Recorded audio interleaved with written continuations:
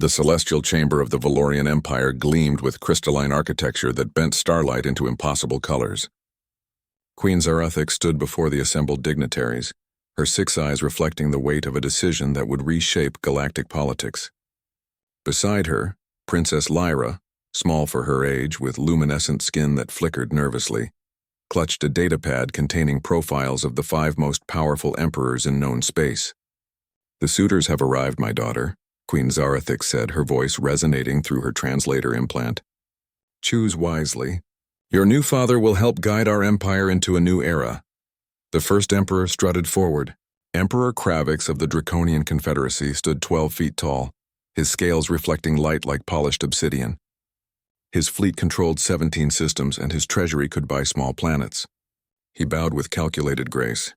"Princess Lyra," his voice rumbled like distant thunder, "I offer strength. Under my guidance, you will learn to crush your enemies and expand your territory." Lyra's skin dimmed slightly. She said nothing. The second candidate approached. Emperor Thonzara of the Merchant Guilds, his body composed of semi-liquid metal that shifted constantly. His wealth exceeded even Kravix's military might. "I bring prosperity, young princess. Markets across 1,000 worlds.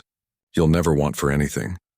Still, Lyra remained silent, her bioluminescent patterns showing uncertainty.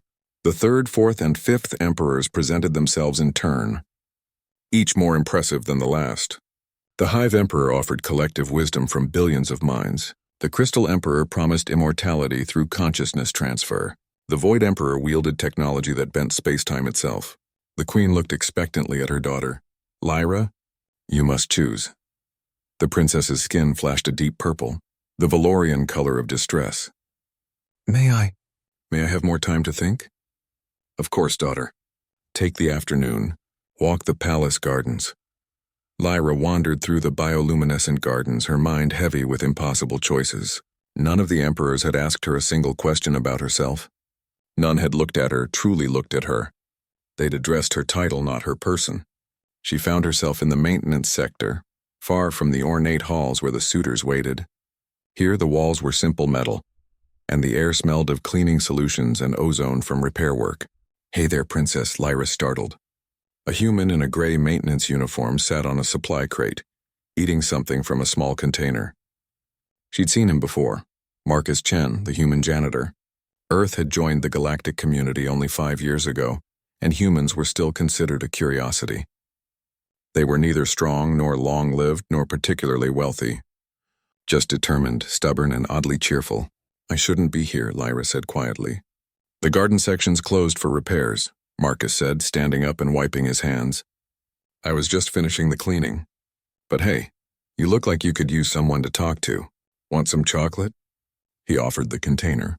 Lyra had never tried human food. Tentatively, she accepted a piece. The sensation was unexpected, sweet, complex, comforting. "Big day, huh?" Marcus said, returning to his crate. "All those fancy emperors. How do you know about that?" "I cleaned the celestial chamber. Hard not to overhear. Those guys are pretty loud." He grinned. "So which one are you picking?" Lyra's skin flickered through several colors. Confusion, anxiety, frustration. "I don't know. They're all so impressive." "Impressive isn't the same as good," Marcus observed. He took another bite of chocolate. "Can I tell you something my dad told me before he died?" Lyra nodded, sitting on an adjacent crate. "He said, Marcus, judge people by how they treat those who can do nothing for them. Those emperors, they're being nice because you're a princess, because you're powerful, or will be. But how do they treat their servants? How do they treat people like me? I don't know," Lyra admitted. "Emperor Kravix kicked a cleaning drone yesterday because it was in his path. Could have walked around it. Emperor Thonzara demanded I be removed from his sight because he finds solid-state beings aesthetically displeasing. The Hive Emperor doesn't even acknowledge individual beings exist." Lyra's bioluminescence shifted to a thoughtful amber. "And you? How do you treat people who can do nothing for you?" Marcus laughed. "Well, I'm sitting here sharing my lunch with a princess who literally holds my employment status in her hands, so probably not the best example. But I try to be kind. It doesn't cost anything. Why are you here, Marcus? On this station, I mean. Humans could work anywhere." "My daughter," he said softly. "She's sick." Neurological condition. The Valorian medical facility here is the best in this sector. I clean toilets so she can get treatment. His eyes grew distant. She's about your age, actually. Loves astronomy. Dreams of being a star mapper. I love astronomy too, Lyra said, her colors brightening. I can see in 17 spectral bands. The universe is so beautiful.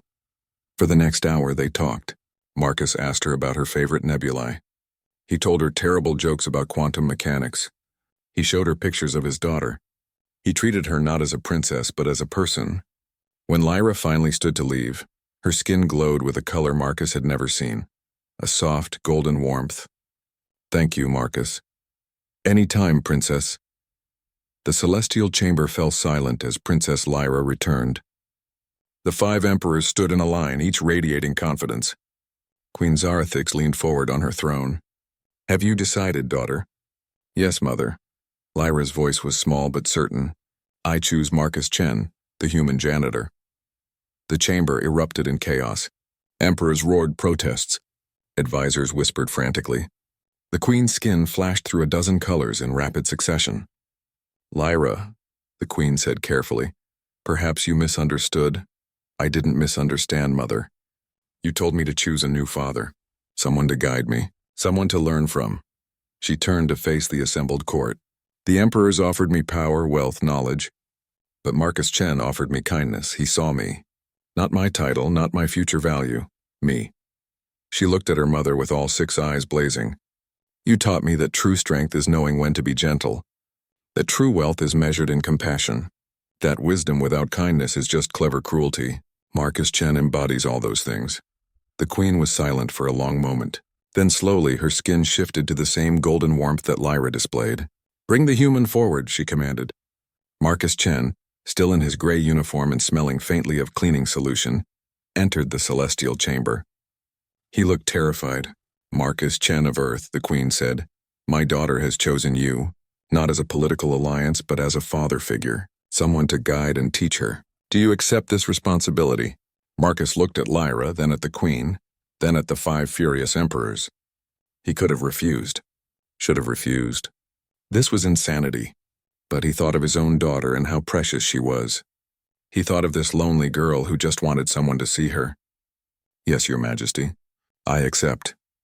And in that moment, humanity, not through military might or vast wealth or ancient wisdom, but through simple, stubborn kindness, changed the course of an empire.